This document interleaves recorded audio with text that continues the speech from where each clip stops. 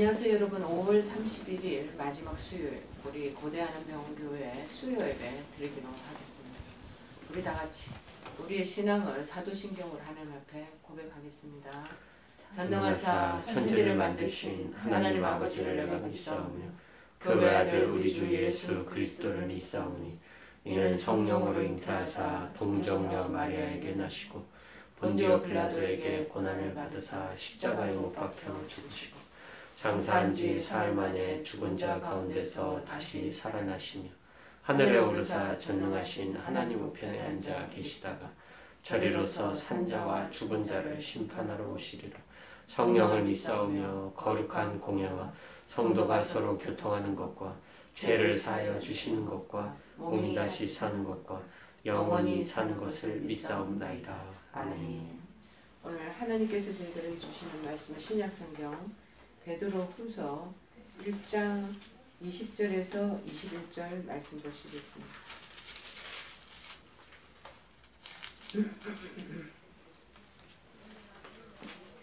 베드로후서 1장 20절에서 21절 말씀 보시겠습니다. 페이지 수로는 384쪽입니다. 384쪽이나 385쪽 보시면 되겠습니다. 자, 다 찾으신 줄 알고 제가 봉독해 드리겠습니다. 베드로서 1장 20절 21절입니다. 먼저 알 것은 성경의 모든 예언은 사사로 입힐 것이 아니니 예언은 언제든지 사람의 뜻으로 낸 것이 아니요 오직 성령의 감동하심을 받은 사람들이 하나님께 받아 말한 것입니다. 아멘. 오늘 말씀의 제목은 성경을 어떻게 풀어야 하나, 성경을 어떻게 풀어야 하나 라는 말씀의 제목입니다. 자, 그런데 먼저 알 것은 이렇게 오늘 본문의 초두에 얘기하는 것은 이 말은 이 본절에서 언급할 내용이 1차적으로 굉장히 신중히 여겨야 할 중요한 내용이라는 것을 지금 말하는 그런 뉘앙스가 이 초두에 들어있습니다. 그래서 먼저 알 것은 먼저 기중하게 너희들이 알아야 되는 것은 성경의 모든 예언, 이것은 이제 이 당시에는 성경의 모든 예언은 1차적으로 구약 성경을 지금 가리키고 있습니다. 그래서 초대교회 당시에 이 신약 성경은 오늘날 우리가 지금 구약 성경이 39권, 신약이 27권이잖아요. 그래서 도합 66권이란 말이죠. 근데 오늘날 우리가 있는 27권처럼 딱 이렇게 정해져 있지 않고 아직 정리가 되지 않은 그때의 초대교회 그 시절이에요. 되지 않은 상태라서 따라서 여기서 이제 이 베드로후서의 저자가 이 성경의 모든 여기는 또 다른 번역 성경에는 경이라고 그렇게만 나와 있거든요. 이것은 경서라는 뜻이에요. 하나님 주신 신이 내려주신 기도문이나 기도말이나 여러 가지 말씀이 적혀 있다는 뜻으로 이런 동일한 구약 성경의 말씀을 염두에 두고 하고 있는 말입니다. 사사로이 풀 것이 아닌 사사로이 풀지 않겠다라는 이 말의 뜻은 뭐냐면 첫째로 성경 말씀은 개인이 혼자서 해석할 권한이 없다라고 이제 일반적으로 얘기하고 있는 그런 해석법에 대한 것들을 지금 얘기하고 있습니다. 그래서 어떤 그 당시에는 특수한 지위에 있는 자만이 교육자들, 성직자들만이 할 수 있는 의미로 풀이할 수도 있다라고 성경학자들은 얘기하고 있고요. 또 사서로이 풀 것이 아니라는 이 말의 뜻은 둘째는 뭐냐? 모든 예언은 예언자 자신의 사사로운 해석에 의해서 기록된 것이 아니다라는 의미로 그렇게 볼 수도 있다는 거예요. 셋째로 그러면 이제 또 그 의미가 뭐냐? 한글 개혁 성경에 번역된 대로 모든 예언은 사사로이 자기 뜻대로 그렇게 해석할 것이 아니라 우리가 잘못하면 성경을 읽다가 보면 지금도 제가 이제 성경 공부하는 간호사 선생님 있는데요. 보면은 성경을 진짜 아주 아전인수격으로 자기가 막 풀더라고요. 그래서 저거 참 위험한데 그런 마음이 있어요. 근데 그렇게 할 것이 아니라 성령의 조명을 받고 그리고 인도하심을 받아서 예를 들어 지금 제가 글을 읽고 말씀을 이렇게 읽고 이렇게 하는 게 이게 지금 불빛이 있어서 불이 보여가지고 제가 보게 되잖아요. 불을 스위치를 내리면 성경 이게 글자 아무것도 못 봅니다. 그런 것과 동일한 맥락에서 성령께서 하나님의 영이 우리에게 조명 빛을 비춰주시라. 그리고 그분이 행동하실 때만이 그것을 해석해야 된다는 의미로 이해할 수가 있어야 될 것입니다. 그래서 성령의 조명을 받아요. 네 인간적인 개인의 생각으로 그거를 마음대로 해석하는 것은 아니다라는 것을 우리에게 알려주시고 계시죠. 그래서 교회만이 그 당시에 이제 초대교회 당시에 보면은 성경을 해석할 수 있다고 주장하는 그런 구교가 있었어요. 그러니까 로마 가톨릭. 그 천주교는 이 첫 번째 견해를 고수하고 있는 것입니다. 그러니까 개인은 성경 말씀을 풀이하면 안 된다. 혼자서 해석하지 말아라. 교육자들이 그 일들을 감행하는 뭐 이렇게 교황이나 추기경이나 관계된 사람들만이 해석할 수 있다. 그래서 금인측사라고 해서 아예 성경의 이 끝에 여기 부분에다가요 금을 막 바르는데 어떤 데 독을 막 발라놓은 거예요. 그래서 침을 맞춰갖고 이거 만지기만 하면 죽는 거예요. 그래서 개인이 못 만지도록 해석하지 못하도록 해놨던 그 엄격한 시절이 있었습니다. 물론 기본적으로 성경 말씀은 교회라는 큰 공동체, 그러니까 성경의 그 말씀을 어미하고 그리고 그 말씀에 준하여서 풀이하는 그런 공식적인 고백에 따라서 해석되어야 한다. 그러나 성도는 때로 자신의 골방에서 우리는 지금 현대에 있어서는 하나님 진리의 말씀의 진실을 깨달을 수 있다라는 것입니다. 따라서 우리가 이제 로마 가톨릭에서 하는 것처럼 모든 어떤 성직자들만이 가지고 있는 고유의 성경을 볼 수 있고 그 성경을 해석한다는 거기에 가지고 있는 절대성은 이제 점점 희미해지고 있지만 우리가 정말 성령의 조명을 받아서 성령께서 인도하심을 따라서 성경을 보고 골방에서 그 부분에 대한 것을 기도하면서 해석을 한다면 그 부분도 타당할 수 있겠지 않겠느냐라고 우리가 이해를 할 수 있을 것입니다. 하나님이 우리에게 주신 영광으로 기록되었던 하나님 말씀이라는 견지에서 이런 것을 보는 것이 좋습니다. 하지만 일반적으로 대부분의 학자들은 세 번째 견해를 가장 타당한 견해로 받아들이고 있다는 것입니다. 성경의 말씀은 어쨌든 개인이 풀든 교회가 풀든 간에 사사롭게 자기의 관점에서 풀면 안 된다는 거예요. 끝없는 이 성령께서 인도하시는 빛을 따라서 그렇게 풀어나가야 된다. 저도 오랫동안 이 습관이 뭐냐면 성경 말씀을 읽기 전에 1초, 2초라도 잠깐 기도합니다. 성령님, 지금 이 말씀이 성령의 인도하심에 따라서 성령의 비춰주심을 따라서 정말 제가 말씀을 읽고 해석이 되도록 도와주십시오 하고 성경을 읽습니다. 지금도 동일합니다. 여러분 21절의 예언은 오직 성령의 감동하심을 입은 사람들이 말하는 것이다. 원래 헬라어 원문에 보면은 이 본절 초두에 21절 초두에 왜냐하면 즉 가르라는 헬라어 접속사가 나온대요. 지금 우리는 여기 안 적혀있지만 이 본절이 앞에서 언급한 20절에서 말한 성경을 사사로이 풀지 말아야 하는 이유에 대한 것을 지금 밝혀주는 거예요. 그래서 베드로는 그 이유가 성경이 뭡니까? 우리 어떤 개인의 어떤 사람에 의해서 쓰여진 것이 아니거든요. 자, 이 쉽게 얘기하면 하나님에 의해서 비롯된 말씀. 하나님이 성령의 감동을 입은 개인 인물들을 통해서 말씀을 여기에 적도록 해놨으신 현재까지 이르게 된 것이라는 것이죠.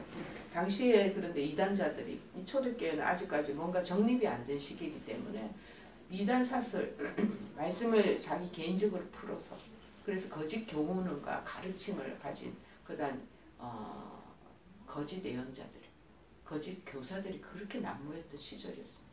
지금 요새도 마찬가지로 아전인수 교육으로 그렇게 풀이하는 그런 교육자들이나 그런 교사들이 있기는 합니다. 그래서 여러분 조심해야 됩니다. 그래서 성경은 당시에 이단자들이 말하기를 하나님 말씀이 아니라는 거예요. 그럼 누구 말씀이냐?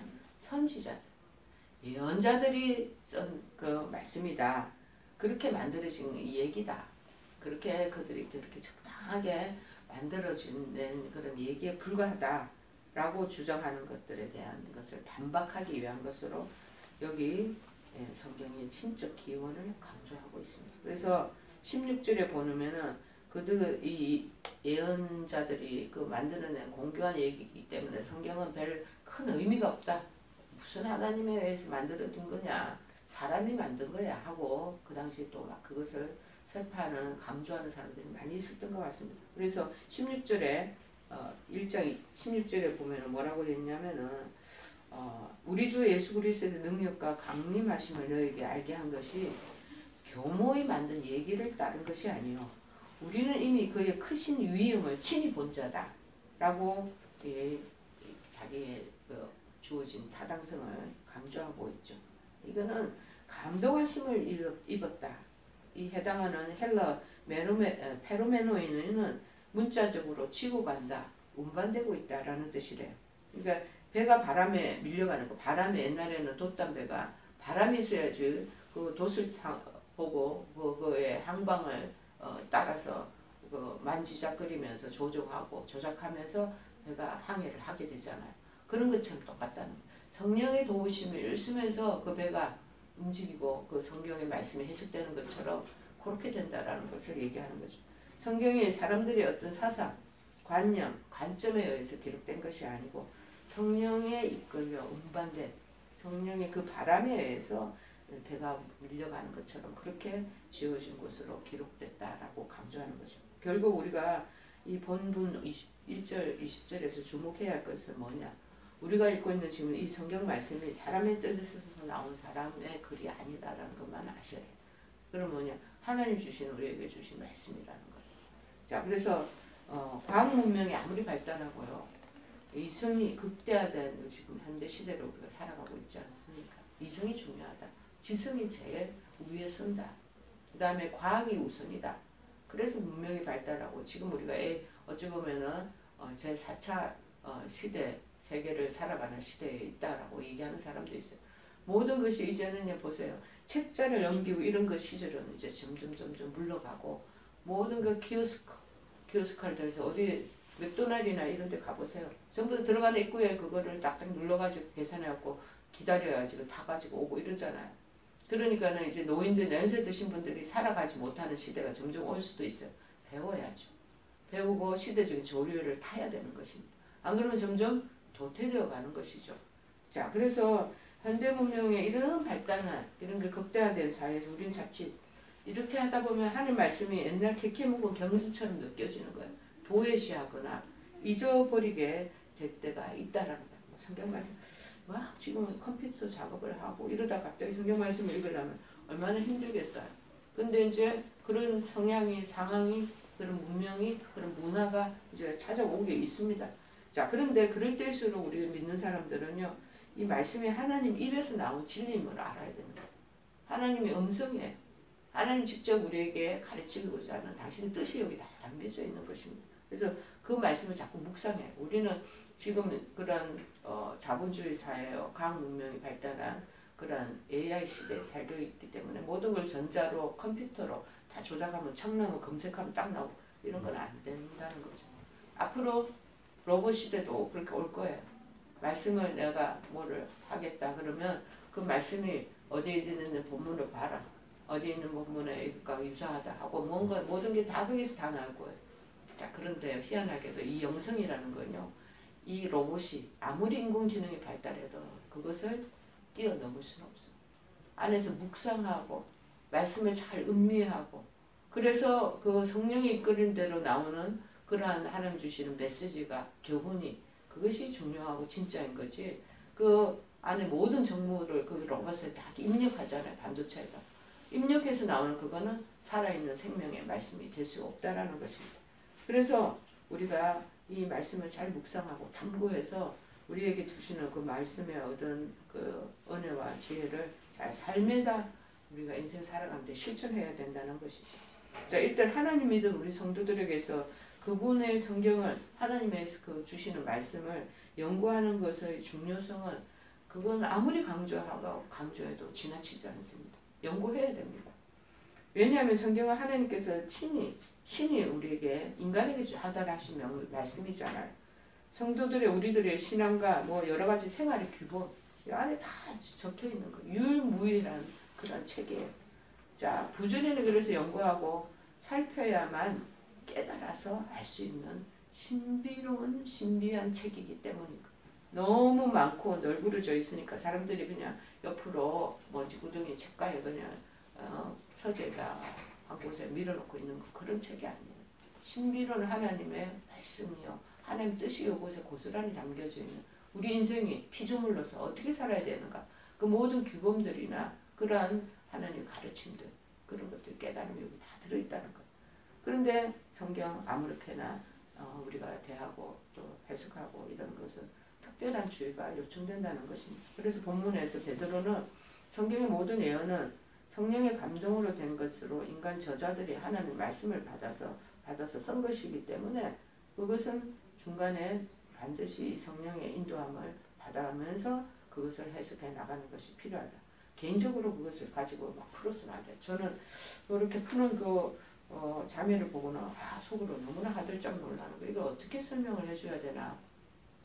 이제 막 믿어서 은혜를 받기 시작하는 때인데, 이때 잘못하면 사단의 영도 같이 들어와서 성경을 보는 눈에 왜곡된 시선과 해석과 관점을 이렇게 주기 때문에 좀 위험한데 하고 제가 어느 때는 말을 해줘야 되겠다, 그렇게 생각이 많이 듭니다. 우리가 길에서 그렇기 때문에 매일같이 에브리데이 하는 말씀으로 믿고 사모하고 묵상하고 믿어야 돼요. 이게 하나님 말씀이 절대적인 하나님의 음성이다, 하나님의 뜻이다 하고 봐야지. 이걸 그냥 읽어내는, 통독하다가 주르르 읽어내는 것처럼 그렇게 하는 것도, 그것도 경솔히 하는 거죠. 함부로 대하는 거죠. 이해하거나 함부로 해석해서는 절대 안 된다는 것입니다. 그러기에 이 성경을 첫째는 인간의 지혜만으로 깨닫고자 하면 안 된다는 것입니다. 하나님 말씀의 이 성경은 물론 눈으로 볼 수 있는 글로 써여져 있긴 합니다. 하지만은 세상의 어느 책들과 하고는 수준과 차원이 다른 책입니다. 아무나 읽기만 한다고 해서 다 깨달으시는 것이 아니에요. 자기가 어떤 분은 40독 했다고, 30몇 독 했다고 얘기하는 분들도 있더라고. 그 쥐가 혼자서 읽는 거죠. 다 독하는 거야. 다 여러 가지 그거를 읽어나는 거죠. 또는 깨닫는다, 깨달으셨다 해도 어느 정도 한계가, 리미테이션이 있어요. 한계가 있는 거죠. 신비하고도 이 성경은요, 말씀은 굉장히 신령한 거예요. 성령의 그런 영감으로 된 하나님 말씀이기 때문에 제한적인 우리 인간의 지식, 그 제한적인 지혜만으로서는 여기 안에 담긴 무궁무진한 진리 깊은 의미로 온전하게 깨달을 수는 없다라는 것입니다.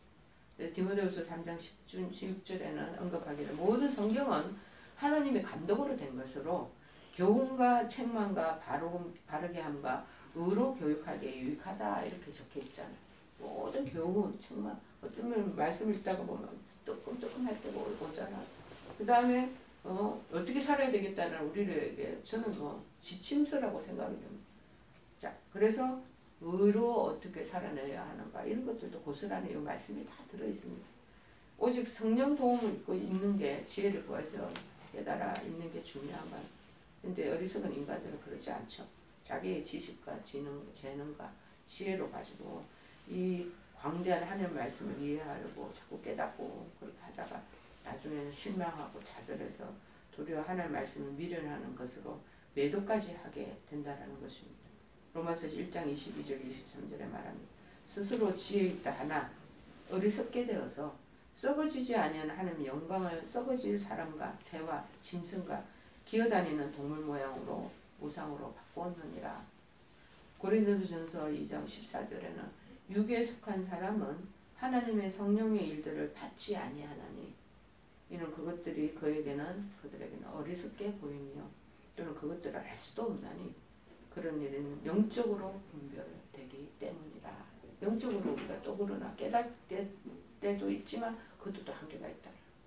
자, 인간이 굉장히 제한되는 상황에서 바로 바라보게 된다는 것을 말하고 있기 때문에 자꾸 성령의 지혜와 조명을 허락하십시오 하고 말씀을 읽고 들을 때도, 설교 말씀을 요새는 정말 설교 홍수 시대, 어떤 것이 진리고 어떤 것이 가짜인지 어떤 것이 이단인지 사설인지 몰라요. 너무 많이 방대하게 쏟아져 나오기 때문에. 근데 성령의 인도하심을 따르는 게, 그래서 우리의 하나님께서는 분명한 필요의 믿음의 분량의 만큼의 말씀에 대한 깨달음을 허락하실 것입니다. 우리가 믿음이 초보적이시지 않고 초보적인 신앙의 깨달음을 또 주실 것이고요. 이 초보에게 그냥 고급적인 그런 깨달음, 영적인 그거를 주시지는 않을 거예요. 점차적으로 그러한 하나님께서 주시는 은혜가 다 각자 다르다라는 것을 아시는 거예요. 필요하겠죠. 두 번째, 성경을 개인적인 자기 견해, 자기 입장, 그리고 자기의 감정에 따라 해석해서는 안 된다는 것이죠. 성경을 사사를 푼다는 것은 개인적인 견해, 관점, 자기의 지적인 수준, 그 다음에 감정, 지금 감정에 따라서 해석하는 것을 말하는 거죠. 그런데 그 성경을 해석함에 따라서 개인적으로 그 해석 기준을 세워놓고 모든 말씀을 그 기준에 따라 해석하려는 경향이 있는 사람들이 이제 있어요. 예를 들면 성경의 역사적인 배경에 이게 중요하다. 그것이 성경의 말씀을 이해하는 데 큰 도움이 된다 하고 해가지고 보조 수단, 보조 학문으로 되는 그 역사 스토리에 너무 빠져들어서 그것을 얘기하는 나머지 그 성경 말씀의 자체의 영적인 의미는 도외시하는 사람들이 또 있어요. 종종. 물론 새롭게 우리가 듣지 못하는 이 역사적인 배경 아는 거 되게 중요합니다. 자, 그러나 역사적인 그 사람은 관련성에 따라서만 그 의미를 해석하는 거기 때문에 전체 안에 있는 자체의 영적인 의미가 쉽게 예를 들어 배제될 때가 있다는 거예요. 그런 참 오묘합니다. 근데 제가 아는 미국에 있는 거기에 있는 그분은 큰 사업체를 가지신 사장님이에요. 이분은 이제 미국에서 박사과정도 공부하고 물론 신학자는 아닙니다. 근데 사업체 사장이신데 이분 같은 경우는 주로 이제 목사님이 설교나 이런 게 본인한테는 이게 막 참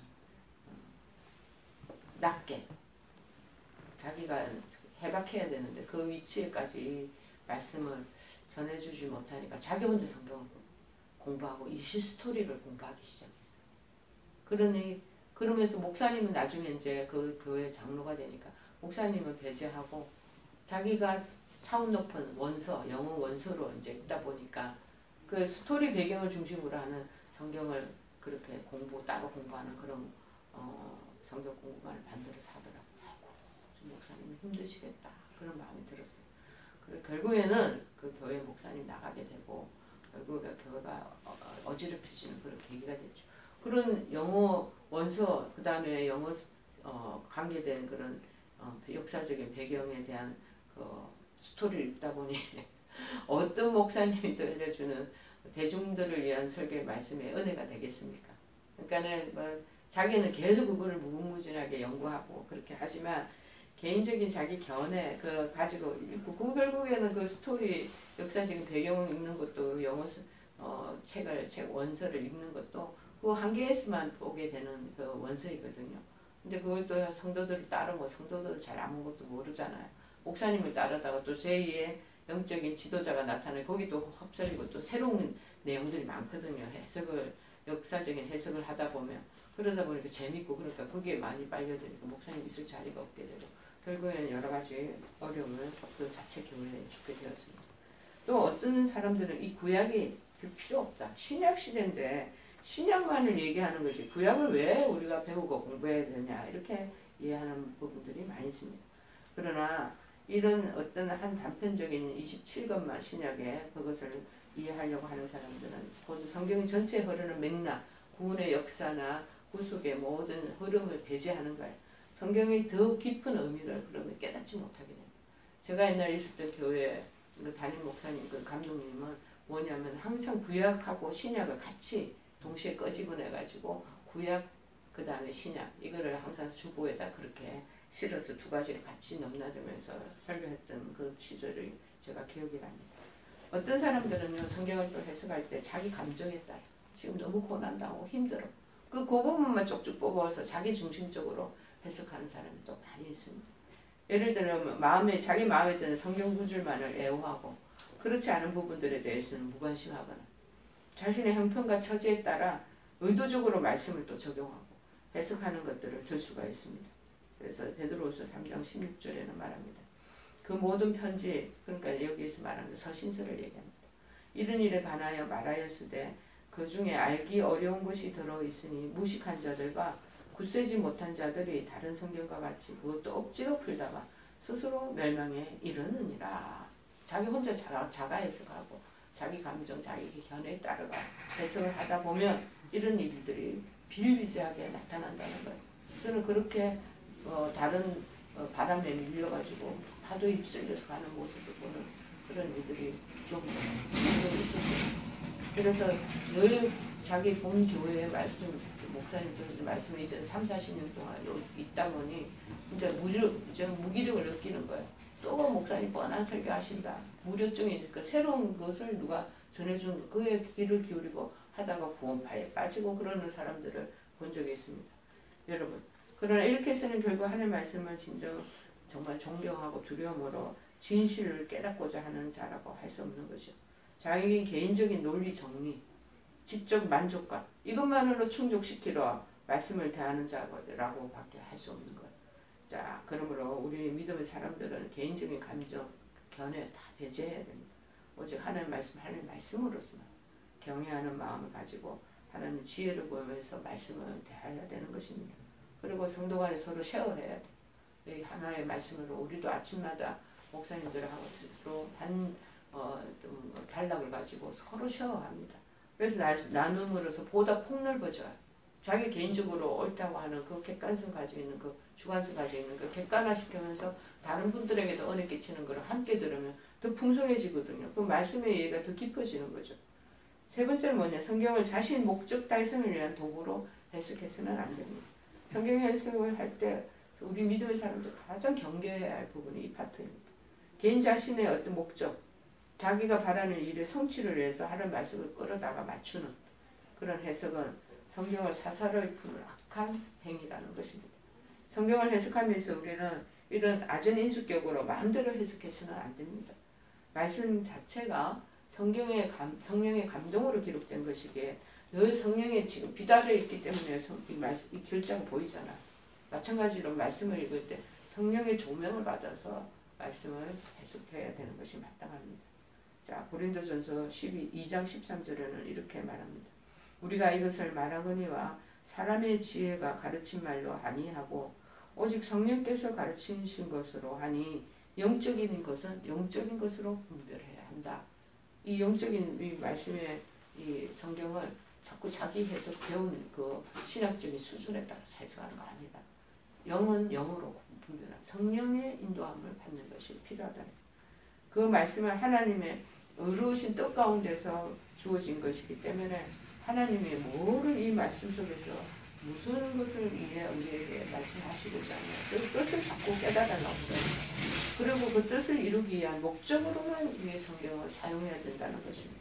나 마음에 생각나는 대로 떠올리는 대로 저봐도 아이고 좀 말씀 너무 혼잡스러워진다 그렇게 마음이 드는 거예요. 그러면 그분의 이 앞으로 믿음의 길이 이전에 안 믿었던 시대보다 더 복잡하고 정말 다단해질 것인데 하는 안타까움이 솟아나는 거죠. 자, 그래서 심각한 오류와 이단의 사슬을 또 만들기도 쉽고 쉽게 이에 빠지기 쉽다는 사실을 우리는 깨달아야 할 것입니다. 그래서 또 특별히 요한계시로 기록된 말씀이 굉장히 우리의 마음을 쿵 하고 알려주는 그런 충격적인 말씀이 있습니다. 뭡니까? 계시록 22장 18절입니다. 내가 이 두루마리의 예언의 말씀을 듣는 모든 사람에게 증언하노니 만일 누구든지 이것들 외에 더하면 하나님이 이 두루마리에 기록된 재앙들을 그에게 더하실 것이요. 너무 무섭죠. 만일 누구든지 이 두루마리 예언의 말씀에서 다 또 자기 취향대로가 아니고 다 빼버리면 제하여버리면 하나님이 이 두루마리에 기록된 생명나무와 및 거룩한 성에 참여함을 제하여 딜리트 해버리겠다. 그렇게 지금 얘기하고 계시잖아요. 자, 그래서 주어진 그 말씀대로만 잘 보고 해석하고 성령의 인도하심을 따르는 것이 필요하지 않겠나 그런 마음이 듭니다. 우리는 믿음의 그 반열에 세워져 있는 사람들이 말씀의 기준대로 말씀을 묵상하는 사람들이지 않습니까? 그래서 중요한 거는 자기 개인의 감정이나 견해나 지식이나 그 특성에 의해서 말씀을 아전인수격으로 해석하는 풀이하는 그런 부분들의 오류를 여러분들이 삼가 조심하는 것이 필요하지 않겠나. 그렇게 잘 말씀에 따라서 성령의 인도하심을 따르기만 하면 생명의 강가로 하나님께서 우리를 인도해 주시리라 믿습니다. 우리 찬송가 399장 찬양하시겠습니다.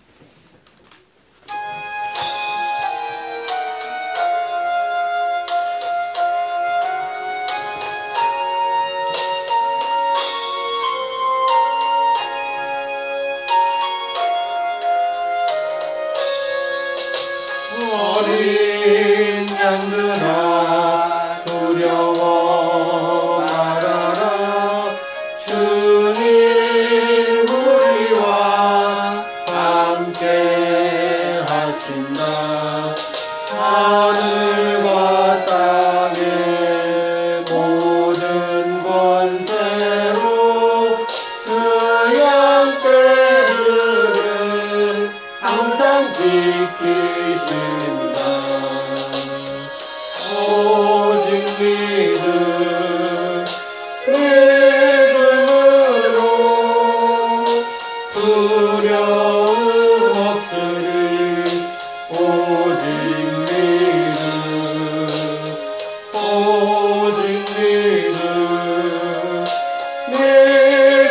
믿음으로 두려움 없으리. 오직 믿음.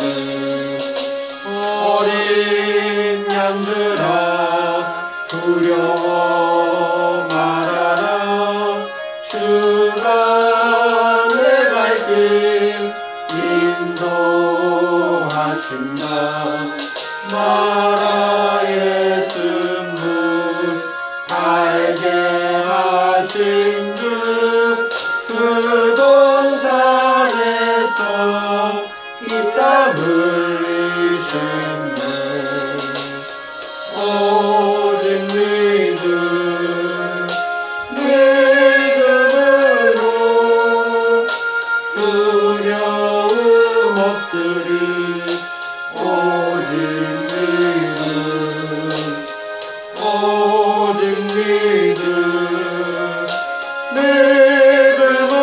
믿음으로 두려움 없으리. 오직 믿음. 어린 양들아 두려워 말아라. 주님 언제나 함께 하신다. 고난과 역경 환난 중에도 능력의 주님 너를 지키신다. 오직 믿음으로 두려움 없으리. 오직